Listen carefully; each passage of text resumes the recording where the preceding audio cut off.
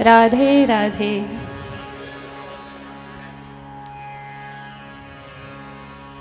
स्वस्ति श्री गणेशाय नमः।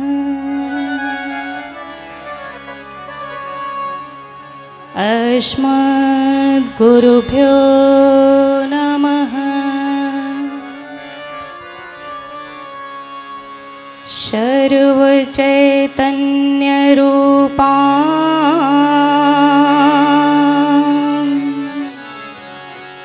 ताम् आद्यां विद्यां च धीमहि बुद्धिं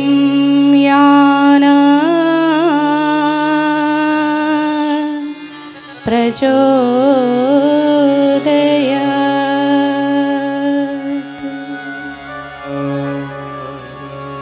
या देवी सर्वभूतेषु बुद्धिरूपेण संस्थिता नमस्तस्यै नमस्तस्यै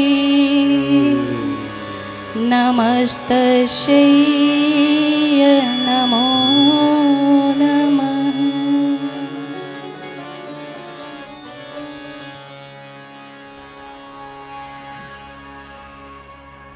आप सभी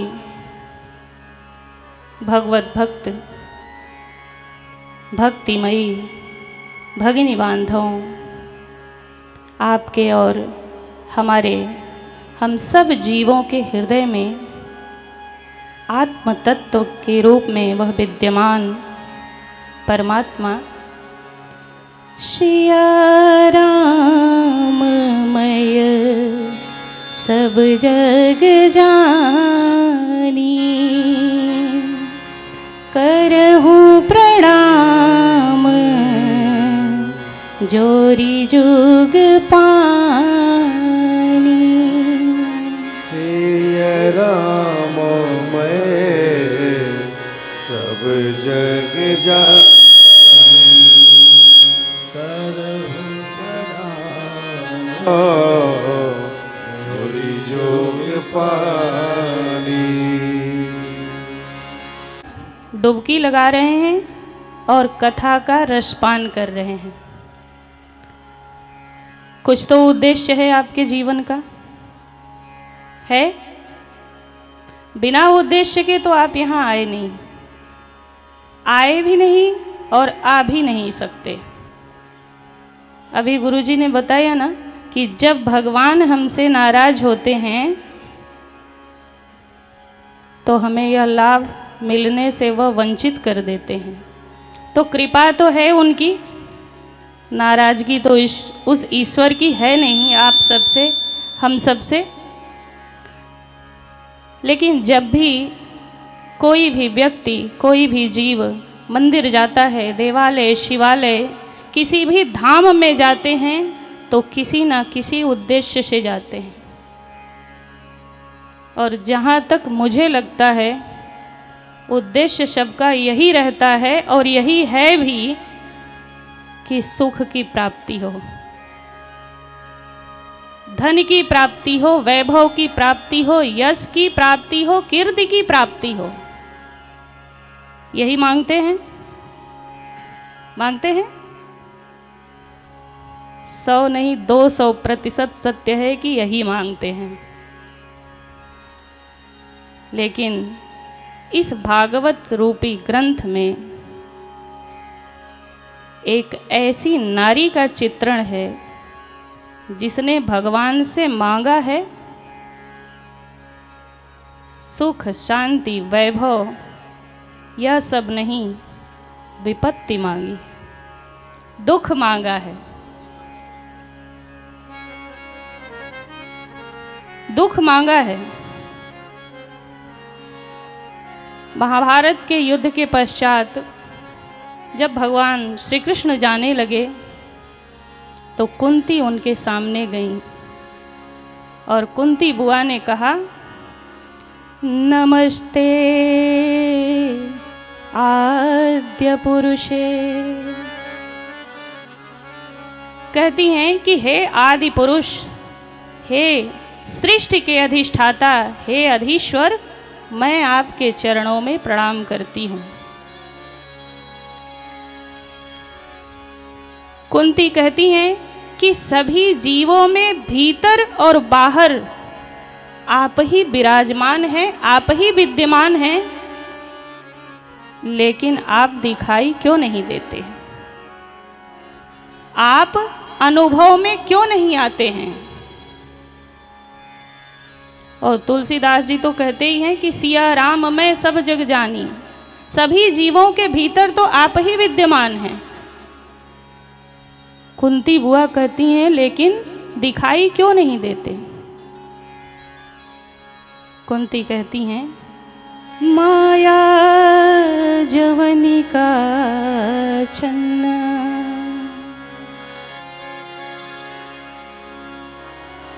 माया जवनिका छन्ना।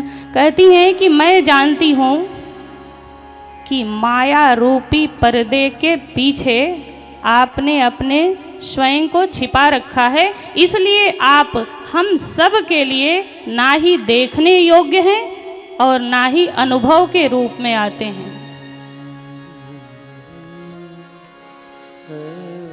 कहती हैं कि अज्ञानाधोक्षजमव्ययम्, अज्ञान रूपी जो अंधकार हमारी आंखों पर पड़ा है, हम देख नहीं पाते उस ईश्वर को कि वह ईश्वर, वह परमात्मा हमारे स्वयं के भीतर ही विद्यमान है।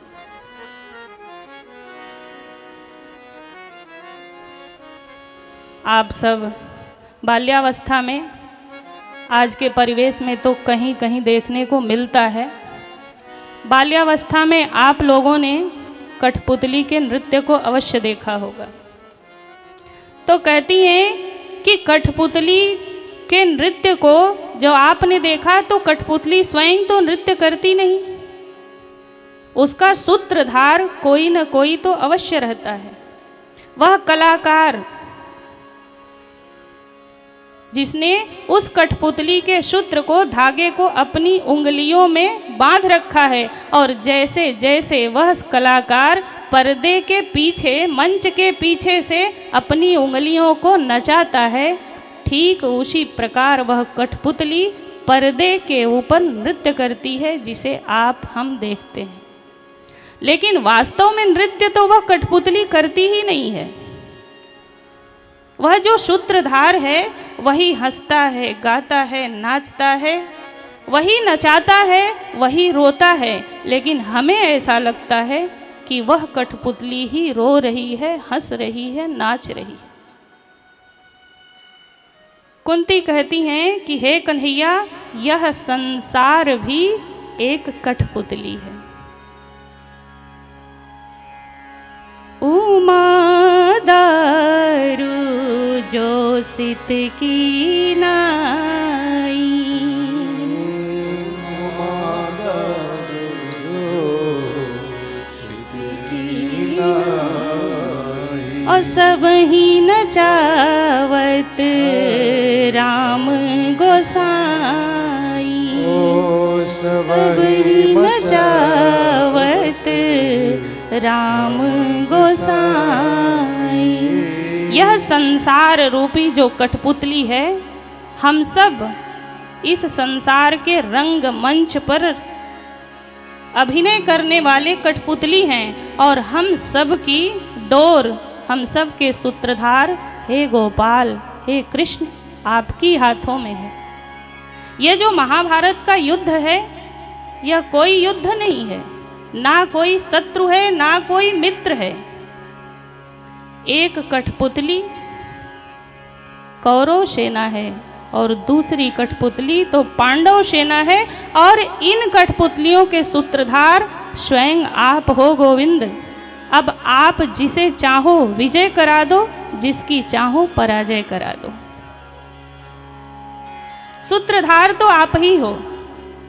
इसलिए ये जो संसार रूपी कठपुतली कि जो नृत्य है, जो माया है, यह मुझे भ्रमित नहीं कर रही, मैं इससे मोहित नहीं हो रही हूँ कन्हैया, क्योंकि मैं जानती हूँ कि इसको नचाने वाले संपूर्ण सृष्टि के सूत्रधार तो आप ही हो।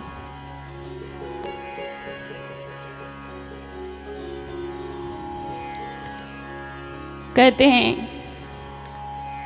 कि जब भगवान श्री कृष्ण अर्जुन को 18 अध्यायों में गीता का उपदेश कर रहे थे, वास्तव में उपदेश तो हम सब के लिए किए हैं। कृष्ण वास्तव में उपदेश श्री कृष्ण ने हम सब के लिए किया। और अंत में जब भगवान श्री कृष्ण ने देखा कि 18 अध्यायों में उपदेश करने के पश्चात भी अर्जुन को संतुष्टि की प्राप्ति नहीं हो रही है,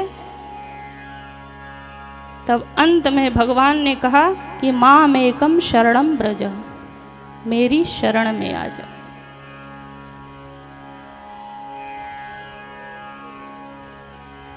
और जब बाली की पत्नी तारा बाली की मृत्यु के पश्चात जब विधवा की गति को प्राप्त हो गई और करुण क्रंदन करने लगी,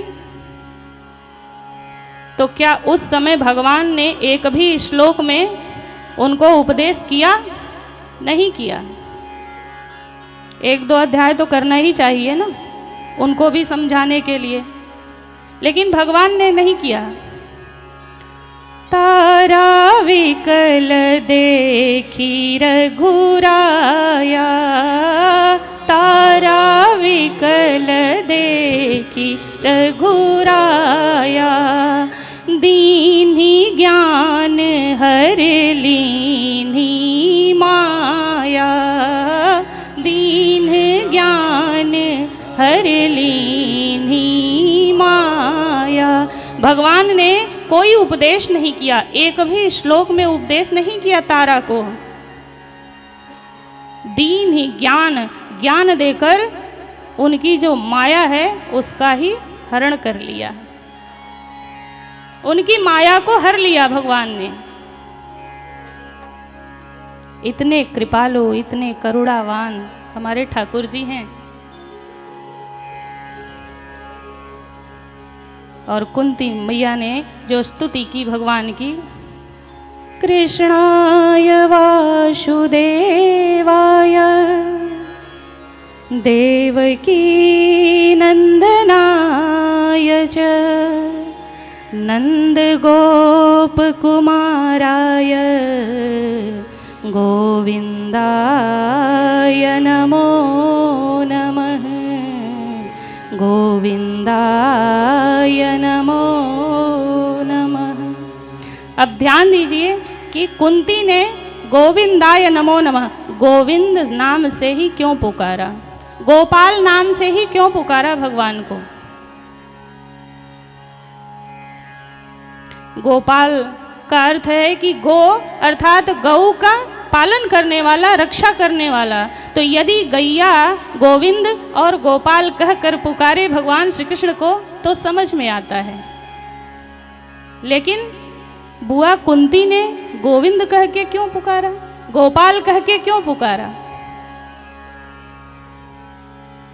गो अर्थात गायें, गैया, और बिंद रक्षा करने वाला, पालक। तो मानो कुंती यह बता रही हैं, यह अनुभव करा रही हैं भगवान श्री कृष्ण को कि हे श्री कृष्ण, हे गोविंद, हे गोपाल, हम पांडव रूपी जो आपकी गौशाला है उसके गाय हैं और आप हमारे रक्षक हैं। और कहते हैं ना कि गौशाला में जो ग्वारिया होता है, उस गौशाला की जो सबसे वृद्ध गाय होती है उसके ऊपर स्वभावतः उसका प्रेम सबसे अधिक होता है।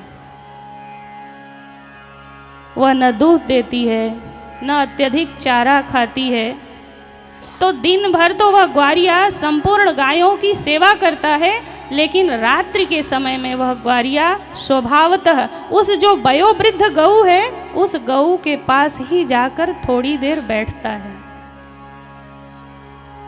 उसके पीठ पर हाथ फिराता है, उसके सर पे हाथ फिराता है, उसको गले लगाता है।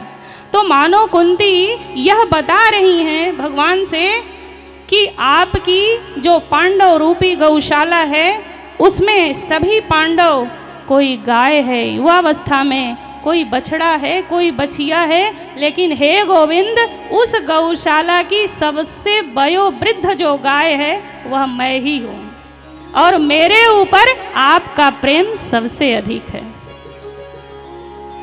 भगवान ने कहा कि यह कैसे कह सकती हैं कि आपसे ही अधिक प्रेम है मुझे, कैसे बता सकती हैं, कैसे कह रही हैं कि मैं सबसे अधिक प्रेम आपसे ही करता हूं। माता कुंती ने कहा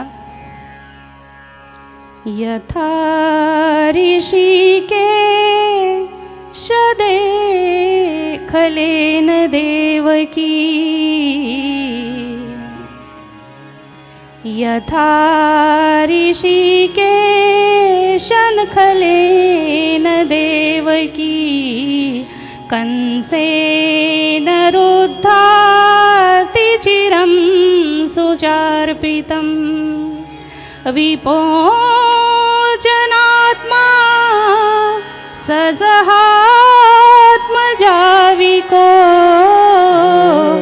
त्वयैव नाथे मुहुर्विपत्रणाम्, त्वयैव नाथे न मुहुर्विपत्रणाम्।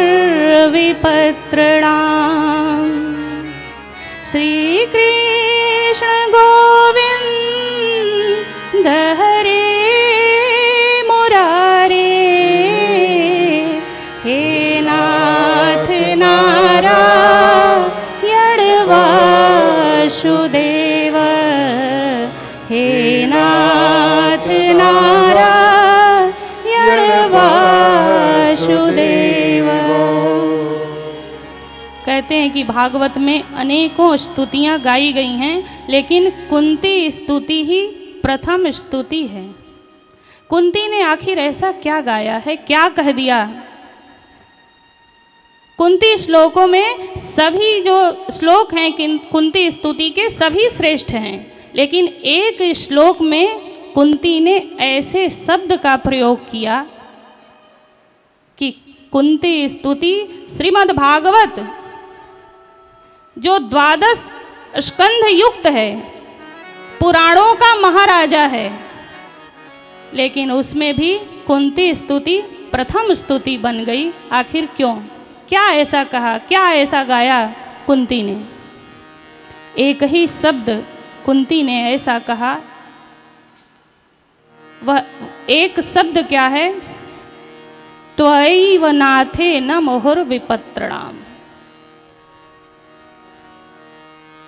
कहती हैं कि कृष्ण आप सबसे अधिक प्रेम मुझसे करते हो, और आप सब जो सामान्य जीवन है उसमें भी देखते होंगे कि जब हम किसी से प्रेम करते हैं तो बार बार पूछते हैं कि आप हमसे ही प्रेम करते हो ना, आप हमसे ही प्रेम करते हो, बार बार यह पूछते हैं। लेकिन ध्यान दीजिए, कुंती पूछ नहीं रही हैं, वह बता रही हैं। भगवान श्री कृष्ण को सीधे बता रही हैं कि हे श्री कृष्ण, हे गोविंद, आप मुझसे अधिक प्रेम करते हो। भगवान ने कहा कि बुआ, येन केन प्रकारेण आपने यह अनुभव करा ही दिया कि मैं आपसे सबसे अधिक प्रेम करता हूँ। तो कहती हैं कि हाँ, यथा ऋषिकेश खलेन देवकी, हे गोविंद, जब आपके स्वयं की माँ देवकी के 6 पुत्रों को कंस ने मार दिया, उनकी हत्या कर दी, आपने अपने 6 भाइयों को नहीं बचाया, लेकिन मेरे 5 पुत्रों का आपने तो बाल भी बांका नहीं होने दिया।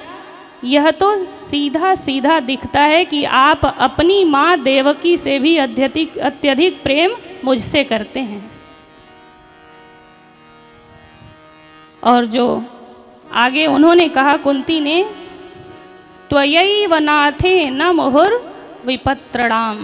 त्वयैव नाथेन, कुंती जिसके सामने संपूर्ण परिवार है, उनके पुत्र हैं, समस्त हस्तिनापुरवासी हैं, और उन सब के सामने कुंती ने कहा कि आप इसलिए सबसे अत्यधिक प्रेम मुझसे करते हैं क्योंकि हे गोविंद, केवल और केवल आप ही हमारे हैं, आपके सिवा तो हमारा इस संसार में कोई है ही नहीं, केवल आप ही हमारे हैं।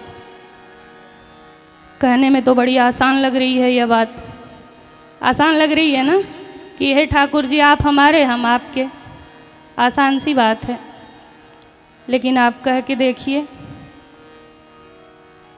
आप किसी को कहिए कि केवल आप ही हमारे हैं, अगर धर्म पत्नी बगल में बैठी रहेंगी तो कहेंगी मैं किसकी हूँ, अगर यही आपके हैं तो मैं किसकी हूँ। संतान प्रश्न करेगा कि मैं किसका हूँ।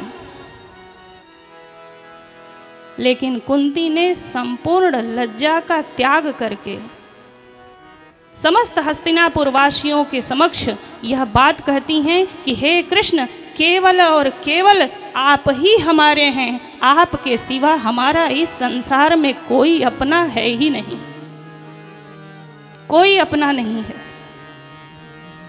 और दूसरी मीराबाई ने कहा, मीराबाई कहती हैं, मेरे तो गिरधर गोपाल दूसरो न कोई, मेरे तो गिरधर गोपाल।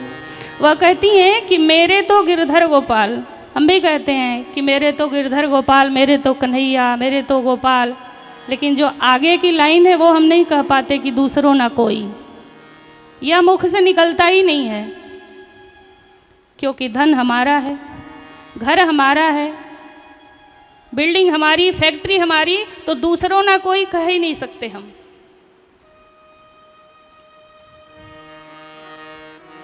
भगवान श्री कृष्ण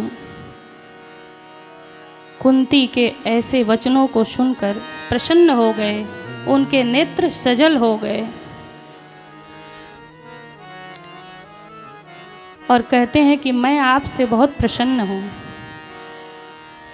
कुंती ने कहा कि आप प्रसन्न हैं? बोले हाँ मैं प्रसन्न हूँ और मैं कुछ देना चाहता हूँ। कुंती ने कहा कि यदि देना चाहते हैं तो पहले वचन दे दीजिए कि जो मांगूंगी वही देंगे। भगवान ने कहा कि पहले आज तक तो कभी कुछ मांगा ही नहीं और आज मांगने भी चली हो तो वचन क्यों ले रही हो? मैं प्रसन्न हूँ बुआ, जो मांगो वही दे दूंगा। तब कुंती कहती हैं, विपदः सन्तु न शश्वत तत्र तत्र जगद्गुरो विपदः सन्तु न शश्वत भवतो दर्शनाय अपुनर्भव दर्शनम। कहती है कि हे कन्हैया, हे गोविंद, यदि देना ही चाहते हो तो इस संपूर्ण सृष्टि की जो विपत्ति है, जो दुख है, जो पीड़ा है, वह मुझे प्रदान कर दो।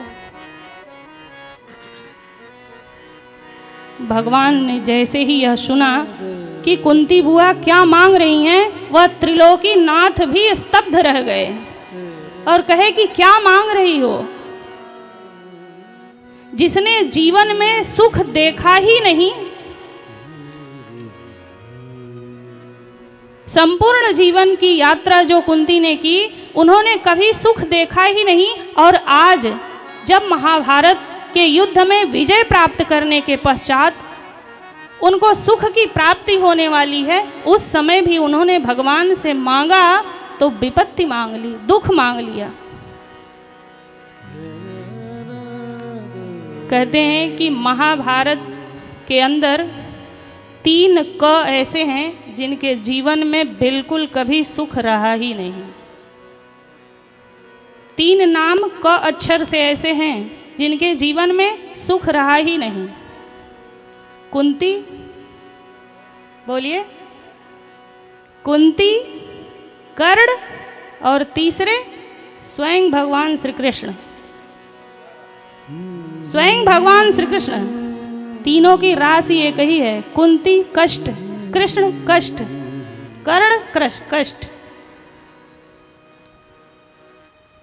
हम आप ऐसा लगता है हमें कि भगवान श्री कृष्ण बहुत ही सुखी हैं, लेकिन उनके जीवन चरित्रों को उठाकर एक बार देख, जब भी आपको लगे कि सबसे अधिक दुख हमारे जीवन में है, तो इन 3 व्यक्तियों के चरित्र को उठाकर देखिए।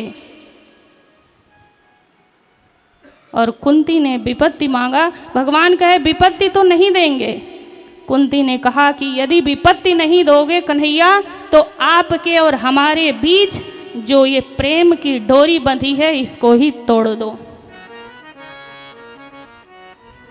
और देखा जाए तो वास्तव में इस संसार के विपत्ति को तो कुंती ने मांगा ही नहीं भगवान से। ये सांसारिक कष्ट, दुख, पीड़ा, तकलीफ उन्होंने मांगा ही नहीं है। कहती हैं कि आप प्रसन्न हो ना? भगवान कहे हाँ। बोली आप बोल रहे हो कि अब तक जीवन में मैंने दुख ही सहा है? बोले हाँ। कहती हैं यानी कि इसके पहले आपको पता है कि मैंने दुख सहा है और आज हम सुखी होने वाले हैं? भगवान कहे हाँ। कहती हैं इसीलिए तो यह सुख नहीं चाहिए कन्हैया, क्योंकि जब तक कल तक हमारे जीवन में कष्ट था, दुख था, तब तक आप हमारे साथ थे, और आज हमारे जीवन में सुख आया तो आप हमें छोड़कर जाने वाले हैं। इसलिए मुझे यह सुख चाहिए ही नहीं। और वास्तव में देखा जाए तो धन, संपत्ति, ऐश्वर्य, वैभव, यश, यह कोई सुख नहीं है। यह तो व्यक्ति को अपने प्रारब्ध में किए हुए कर्म के अनुसार प्राप्त होना ही है। वास्तव में देखा जाए तो जो सुख आप सब यहाँ बैठे हैं इस समय, आपके जीवन का वास्तविक और यथार्थ सुख जो है वह यह समय का सदुपयोग ही है। आप भगवान के भक्ति में अपने समय को इस समय लगा रहे हैं। इस समय अन्य संसार की याद ही नहीं आ रही है आपको। तो हमें भी कुंती के चरित्र से यही शिक्षा लेनी चाहिए। सुख मांगिए, ऐसा नहीं है कि आप मंदिर जाइए, देवालय शिवालय जाइए तो सुख शांति मत मांगिए, भगवान से मांगिए, लेकिन साथ साथ भगवान से यह भी मांगिए कि हे प्रभु, हे गोविंद, आपके चरणों का चिंतन, आपके गुणों का गुणगान, लीलाओं का गुणगान हमारे मन मस्तिष्क में सदैव बनी रहे। आप हमें यही प्रदान करें। बोलिए वृंदावन बिहारी लाल की जय। अमृत है हरि नाम जगत में, अमृत है हरि नाम जगत में, इसे छोड़ विषय रस पीना क्या हरि नाम नहीं।